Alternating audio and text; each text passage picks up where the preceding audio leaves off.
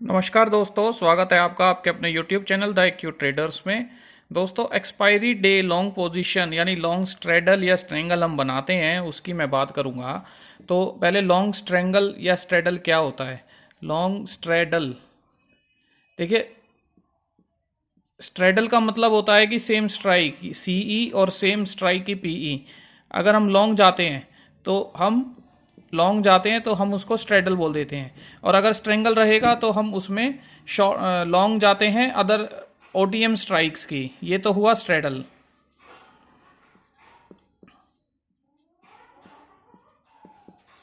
और अगर हम ओटीएम में जाएंगे लॉन्ग,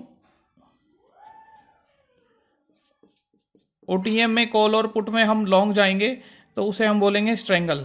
तो दोस्तों, लॉन्ग स्ट्रेंगल या स्ट्रेडल की जो स्ट्रेटजी है, इसकी वीडियोस आपको काफ़ी मिल जाएंगी यूट्यूब पर भी। और वैसे ये काफ़ी अच्छी स्ट्रेटजी होती है एक्सपायरी डे वाले दिन। रिस्क भी कम मान सकते हैं और रिवॉर्ड भी अच्छा मिल जाता है अगर डायरेक्शनल मूव आता है एंड ऑफ टाइम में। जब पोजीशंस एक्सपायर होने वाली होती हैं तो एंड ऑफ टाइम में काफ़ी अच्छा रिवॉर्ड मिल सकता है, क्योंकि इसमें गामा का इम्पैक्ट रहता है। जो ऑप्शन के जो प्रीमियम्स होते हैं वो काफ़ी कम होते हैं, और अगर वन साइडेड मूव आ जाए तो आपको ऑप्शन का अच्छा रिवॉर्ड मिल जाता है। और क्योंकि आप कॉल और पुट दोनों खरीदते हैं तो डायरेक्शन किसी भी तरफ आ जाए हमें रिवॉर्ड मिल जाता है। तो दोस्तों, ये एक्सपायरी डे लॉन्ग पोजीशन की स्ट्रैटेजी जो आज हमने ट्रेड की थी फिन निफ्टी की एक्सपायरी में, उसके बारे में मैं कुछ बताना चाहूँगा, और कुछ पॉइंट्स जो आएंगे वो मैं बताता रहूँगा। तो दोस्तों, मैंने डेटा बनाया है इसका। जैसे एक्सपायरी डे का फिन निफ्टी का हमने स्पॉट लिखा है 13:30 से।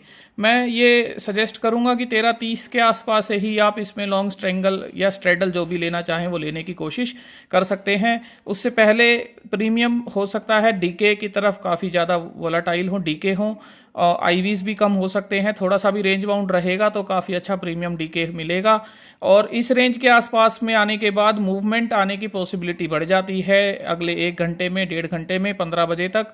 तो ये 1.5 घंटे का डेटा है, 13:30 से 15 बजे तक का है। और मूवमेंट किस तरीके से आया आज, और किस तरीके से इसने हमें परेशान किया, और एक भी रुपया गामा मूवमेंट में नहीं दिया, बल्कि हमें अपनी पोजीशन को अपना ही पैसा वापस लेना पड़ा एवरेज स्ट्रेटजी के बिहाफ पर। तो दोस्तों, इसके बारे में बात करेंगे। तो आप ये देखिए, सबसे पहले स्पॉट जब था 21,433, तो 21,433 था। उससे पहले दोस्तों ये जो प्रीमियम है 21,450 की जो कॉल है 14 रुपए की, और 21,400 की पुट, 21,400 की पुट और 21,450 की जो कॉल है दोस्तों, इन दोनों का सम, जब ये 13:30 से पहले मूव आया, एक बड़ा मूव आया, आप चार्ट में देखेंगे तो ये 17 रुपए का था। दोस्तों, ये सम मैं बिल्कुल लेना चाह रहा था, लेकिन मुझसे ये मिस हो गया, और थोड़ी ही देर में ये सम 17 से लेके काफ़ी अच्छा इसने बड़ा मूव दिया, और काफ़ी अच्छा 450 की कॉल भागी। तो इसका मतलब क्या होता है कि ये सम लेने की इच्छा क्यों हो रही थी, उसका भी कारण मैं बताता हूँ।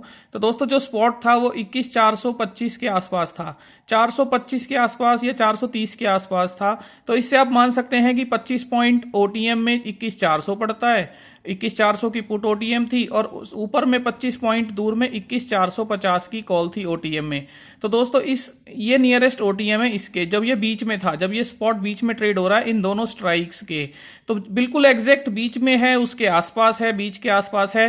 तब इसके प्रीमियम अपने आप में काफी ज्यादा सस्ते होते हैं, काफी ज्यादा इक्विवेलेंट होते हैं, इक्वल से होते हैं। जैसे ये 10 रुपए था, ये 10 रुपए था, वो 7 रुपए था, उस तरीके से काफी ज्यादा सस्ते प्रीमियम यहां हो जाते हैं। तो उसके बाद अगर ये 25 पॉइंट भी मूव आया, 25 पॉइंट भी एक डायरेक्शन में मूव आया, तो आप ये देखेंगे कि एक जो प्रीमियम है वो काफी तेज भागता है। जैसे आप देखेंगे कि तो यहां थोड़ी देर में ये 447 हो गया था, 13:45, यानी मान लीजिए 20-25 मिनट की बात है, तो 13:45 तक ये रुपया 23 रुपया हो गया। 17 रुपए का प्रीमियम, यहां केवल एक स्ट्राइक 23 हुई, तो वो 7 रुपए की कुछ तो होगी, 3 रुपए होगी। तो यानी टोटल सम देखेंगे तो 25-26 रुपए हो गया 17 रुपए का, थोड़ी ही देर में, 20 मिनट में। ऐसा क्यों हुआ? क्योंकि मूवमेंट आया केवल 25 पॉइंट का। तो दोस्तों, इस तरीके से ये ऑब्जर्वेशन हम करते हैं एक्सपायरी डे वाले दिन कि कितने पॉइंट का मूवमेंट आए तो वो ऑलमोस्ट जो स्ट्राइक है, जो हमारी जो प्रीमियम्स हैं वो बढ़ जाएं। तो कितने पॉइंट का मूवमेंट आए उसके लिए हम क्या करते हैं कि थोड़ा जो दोनों स्ट्राइक्स के बीच में यदि स्पॉट रहेगा तो हम उसे लेने की कोशिश करते हैं, क्योंकि जब एक्सपायरी होगी, यहाँ भी 2 करोड़ के आसपास में ऑप्शन OI खड़ा था, ओपन इंटरेस्ट यहाँ भी 2 करोड़ के आसपास था, तो कोई ना कोई ट्रेडर तो अपनी पोजीशन को क्लोज करेंगे ना एक्सपायरी के टाइम में, तो ये प्रीमियम काफी तेजी से कोई भी एक तरफ का बढ़ सकता है। चलिए, ये तो स्ट्रेंगल था जो मेरा मिस हो गया। अब स्ट्रेडल की बात करते हैं, जिसका डाटा भी मैंने बनाया हुआ है। ये मिस हो गया था। इसके बाद हमने यहाँ कहीं 13.50 के आसपास में, 13.40 या 13.50 के आसपास में हमने स्ट्रेंगल डाला था 35 रुपए का, जो टेलीग्राम ग्रुप में भी पोस्ट किया था। तो दोस्तों 35 रुपए का जब प्रीमियम हमने डाला था, तो थोड़ी देर में ही ये ऊपर की तरफ जाने लगा, 10 मिनट के अंदर ही 13,462।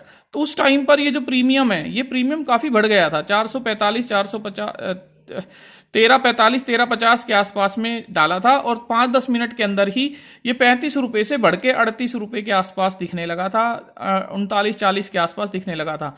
लेकिन हम कुछ एक्सपेक्ट कर रहे थे कि ये ब्रेकआउट देगा, ब्रेकआउट जोन में आ गया है, जो इसका हाई था 480 के आसपास का ओपनिंग हाई, उसको ब्रेकआउट दे सकता है और एक अच्छा मूव कॉल में हमें देखने को मिलेगा, इसलिए हम पोजीशन होल्ड करके बैठे थे।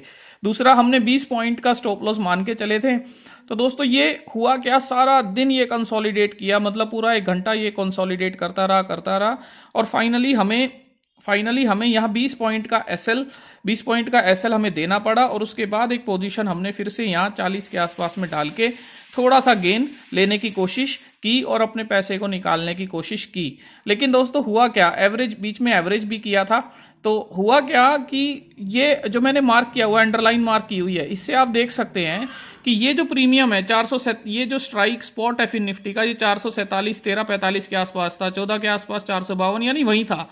तो 15 मिनट भी अगर ये रह गया सेम पॉइंट पे, 15 मिनट के आसपास भी रह गया, तो आपका प्रीमियम काफी अच्छा डीके हो गया स्ट्रेडल मतलब कॉल और पुट एट द मनी की खरीदी हुई है, लॉन्ग किया हुआ है, तो प्रीमियम काफी अच्छा डीके हो गया। और अगर 14-15 तक भी ये 21,450 के आसपास था, तो 13.45 से 14-15 यानी आधा घंटा मैं होल्ड कर गया पोजीशन, तो मेरा 12 पॉइंट का डीके हो गया, 12 से 15 पॉइंट का डीके हो गया, यानी 30 से 40% प्रीमियम डीके हो गया। और मैं थोड़ा सा होल्ड कर गया पोजीशन को, 20 मिनट और होल्ड कर गया, तो ये मेरा जो स्टॉप लॉस था उसके आसपास तक आ गया था, 20 पॉइंट के आसपास तक आ गया था। यानी कि पूरे 50 मिनट तक मैं इसमें, वो भी एक्सपायरी के टाइम के 50 मिनट, जो लास्ट का 1.5 घंटा होता है, 2 घंटे होते हैं, उसमें पूरे 50 मिनट तक मैं वेट करता रहा, कोई बड़े मूवमेंट का वेट करता रहा, लेकिन इसमें कोई बड़ा मूवमेंट नहीं आया। फाइनली यहाँ जो हमने स्टॉप लॉस मार्क किया था उस तक वैल्यू आ गई थी। लेकिन दोस्तों उसके बाद एक मूवमेंट आया 50 पॉइंट का, वो मूवमेंट आया 14.50, 14.55 के आसपास में, जहां थोड़ा सा रिवॉर्ड मिलने की बात हुई, और यहाँ एक पोजीशन लेके हमने अपने पैसे को रिकवर किया था। लेकिन दोस्तों यहाँ जो हमारी जो मेन पॉइंट होते हैं, यहाँ पे हमें कोई बड़ा मूवमेंट देखने को नहीं मिला। अब इफ एंड बट की बात करें तो 13.45 की कैंडल के बाद यदि 15 मिनट की कैंडल भी देखें और एवरेज अगर हम 15 मिनट की कैंडल देखें और उसे एवरेज भी करें, तो दोस्तों अगर हम 35 रुपए पे एवरेज कर रहे हैं, तो अगला एवरेज 28 रुपए पे हमने किया था, उसके बाद हमने 21 रुपए के आसपास एवरेज किया था, और 17-18 रुपए के आसपास तक पोजीशन क्लोज करके फिर नई पोजीशन ली थी, जिसमें रिवॉर्ड हमें मिला था। तो दोस्तों ये कहानी है लॉन्ग स्ट्रेंगल की। आप भी इसे ट्रेड करना चाहें तो अपना डेटा बनाइए और उसे ट्रेड कीजिए। मेरा कहने का पॉइंट ये है कि लॉन्ग स्ट्रेंगल में अगर मूवमेंट नहीं आता तो आपको प्रीमियम डीके काफ़ी तेज देखने को मिल सकता है। 50% डीके ऑलमोस्ट 50 मिनट में, 1 घंटे में हो जाएगा। और अगर मूवमेंट आ जाता तो फिर ये जो प्रीमियम है ये काफ़ी तेज़ी से यहाँ से शूट अप कर जाते और हमारा ये सम काफ़ी तेज़ी से बढ़ जाता। तो दोस्तों अपनी स्ट्रेटजी को आप एवरेज के पॉइंट ऑफ व्यू से भी प्लान कर सकते हैं। जैसे हमने यहाँ 35 रुपये पे लिया, फिर 28 रुपये पे एक बार एवरेज किया था और एक बार 21 रुपये के आसपास एवरेज किया था, क्योंकि हम एक्सपेक्ट कर रहे थे कि एक बड़ा मूव 25 पॉइंट का ही सही, क्योंकि हमारी एवरेज जो है 26 आ गई थी, तो एक बड़ा मूव 25 पॉइंट का आ जाए तो हमारा जो है प्रीमियम, हमारा जो है पैसा वापस आ जाएगा। तो उस तरीके से हम इसको देख रहे थे, क्योंकि यहाँ तक आते आते दोस्तों जब पोजीशन डाली थी 13:45 के आसपास और पूरा 1 घंटा देखते देखते और एक्सपायरी का दिन है, तो दिमाग भी एग्जॉस्ट होने लग गया था कि ये तो अभी पैसा देने से कतरा रहा है, तो हो सकता है आज लॉस हमें देखना पड़े। पर हमारा लॉस दोस्तों इस मूवमेंट में बच गया। तो कहीं ना कहीं एक मूवमेंट हमें लगता है कि आ जाता है एक्सपायरी के टाइम तक, और 15 बजे तक हमारा फाइनल था कि इस पोजीशन को रखने की कोशिश करेंगे। तो दोस्तों इस तरीके से आप देख सकते हैं। और फिर निफ्टी के बाद यदि कोई और एक्सपायरी का डेटा अच्छा लगेगा तो मैं उसकी वीडियो बना के डालूंगा। Thank you.